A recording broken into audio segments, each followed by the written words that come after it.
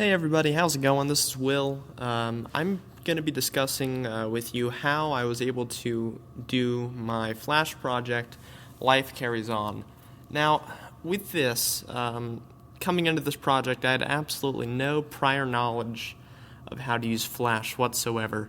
And, with that, I watched a ton of tutorials, and I think I was finally able to create something that was worthwhile of, getting other people to see. When I started out with Flash, I was just tweening basic shapes and things, pretty much just making them move across the screen. That's pretty much the first step to to making something that has a cohesive story, and that's where I began, and I feel like that's probably the best place to start. When I made this,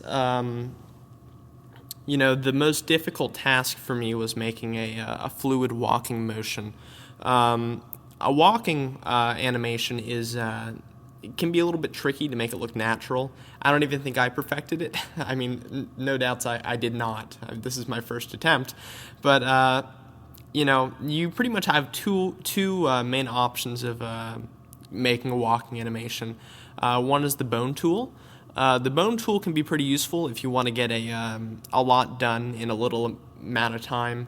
But the thing I didn't like about it was it made the limbs look pretty rubbery in its movement. It didn't look too natural.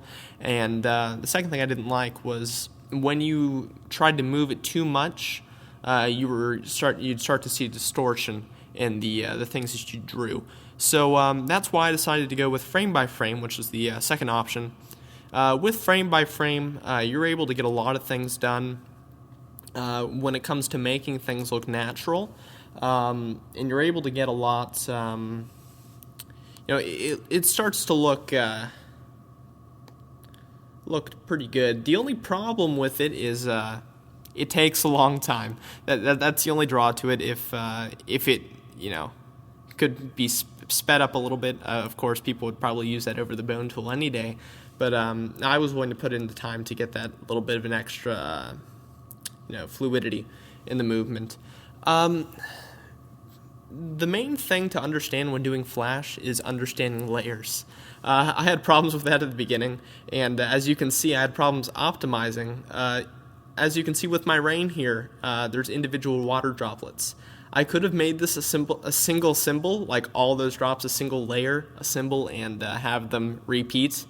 But I have, several hundred water drops just strewn about my entire project, and it's just cluttering up my workspace. So optimization would be something I could definitely work on if I were to do this project again. But it's not too bad, kind of. My frame by frame, like I said, was with my man and the walking animation. It can be, like I said, a real big pain when it comes to the amount of time and effort and that you have to put into it. It's just all about patience, really. To make it a little bit easier on myself at the beginning, I have the legs moving, but I made the entire upper body pretty much completely still, which worked to an extent. It looks a little bit too rigid, but you know what? I didn't want to work, put away 3 years of my life to make this thing work, so I'm pretty happy with how it turned out with just moving the legs there. Pretty much the only few frame-by-frame animations I did was the walking animation there. The good thing is when you do make a walking animation, you can loop it. So the amount of time that you put in, it may only look like it's a 2-second step, but if you can use that for just about the entire project that you're doing. So spend a lot of time perfecting that walking animation, making it look really nice, really pretty to look at, because your viewer is going to be looking at that a lot, and you can get a lot of use out of it if you make it look nice.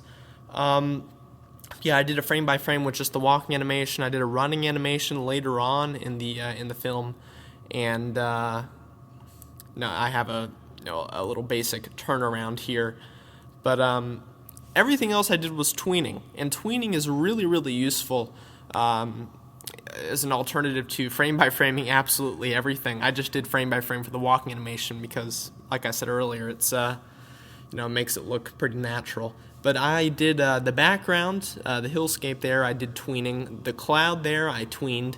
The bush and the tree that was earlier, I tweened that. Yeah, it's a very, very, very, very useful tool, and I would suggest that you really learn how to tween if you want to do anything successful in Flash. Now, if I were to do this sort of a project again, like I said earlier, I had no storyboard going into this, and I pretty much only had a guy getting struck by lightning. And, that isn't very good, to say the least.